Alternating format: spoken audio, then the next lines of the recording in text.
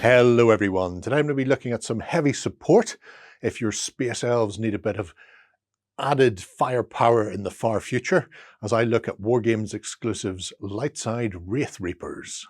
Okay then, Grimskull's Light Side Reapers come in a little black box, and inside many packets of resin. So we have bodies, set of weapons, some fins, back banners, not sure what one you would call that, some supports, some ponytails or crests, a set of base toppers, a leader for the unit, looking a bit fancy and by himself, and finally a little packet of Grimskull bases from Wargames Exclusive. So these are, I take one out, injection molded plastic. What's that?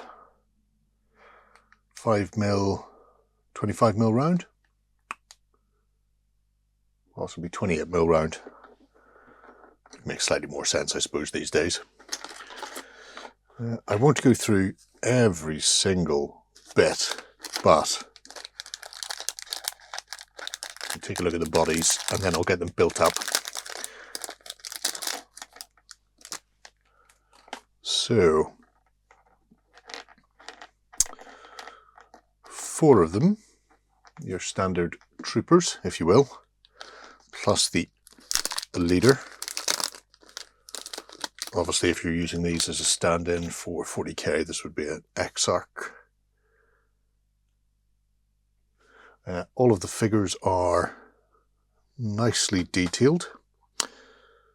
You can see where they've come off the supports. So these are 3D printed. And there's a bit of cleanup to do, some little bits of supports here and there, but overall quite nicely nicely cast and cleaned already, I suppose. So very small amount of supports left on there. You'll just need to get in with a sharp knife. I would suggest giving these a clean as well. Obviously they're cured and then possibly given a bath in something like isopropyl alcohol, so a quick scrub with some soapy water would not be the worst in the world. Some supports between the neck and the armor plate there as well. So yes, one thing to notice, and I don't know if you can pick that up, there's a 1, 2, 3 there. Can't see what's on that one. Definitely a 2 on this one inside the shoulder. So presumably, I said I wasn't going to look at everything, but I will look at this. So that must be for the leaders because it's extravagant. Yes. So wrist and shoulder joint to set those. But these, are they the same? They look similar. No, that one's definitely not. May even be a pair, 2 and 2. Although the shoulder looks rotated in an opposite direction.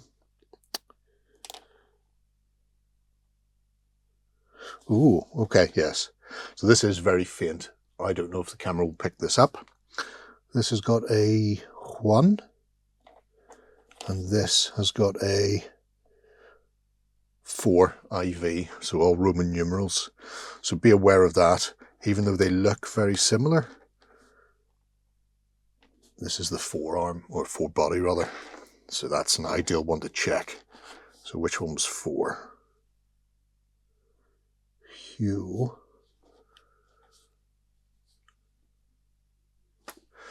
You are 4. So when you're assembling that, that is the perfect fit for that body, which is very snug.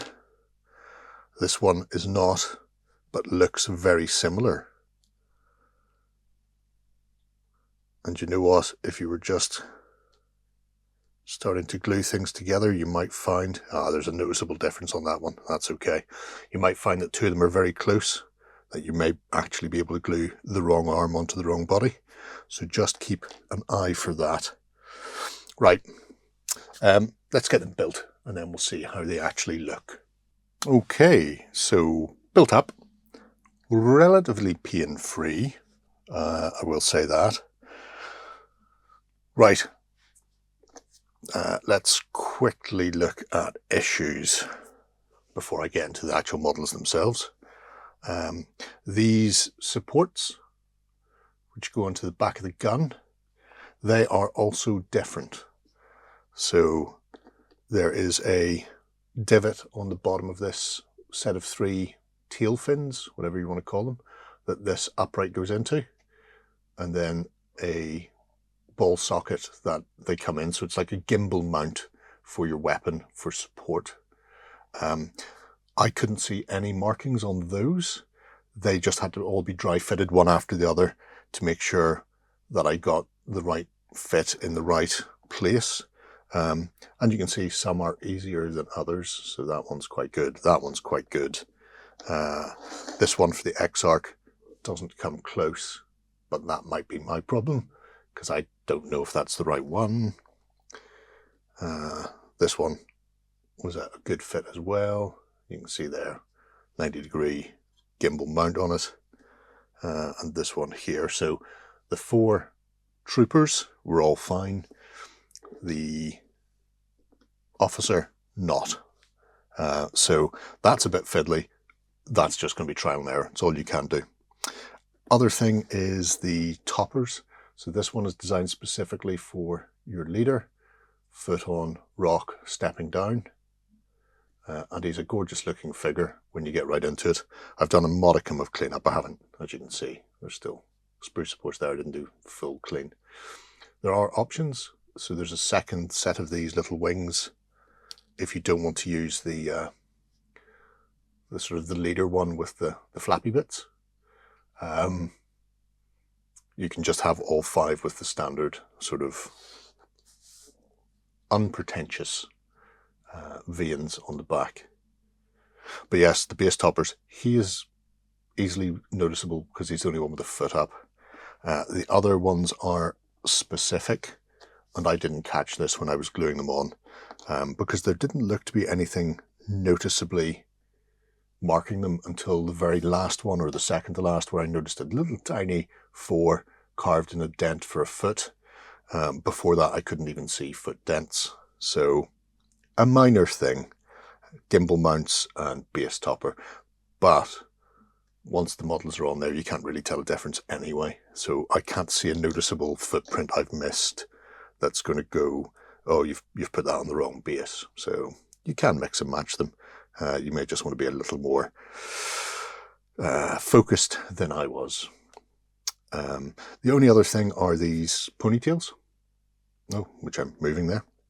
There's a very small hole in the back of the helmet. They do need these veins to be on first. You've only got 4, so the leader doesn't have one. I would almost be inclined to leave them off. I think they look better with them off. But they were, out of everything, the little ponytails are the most fiddly.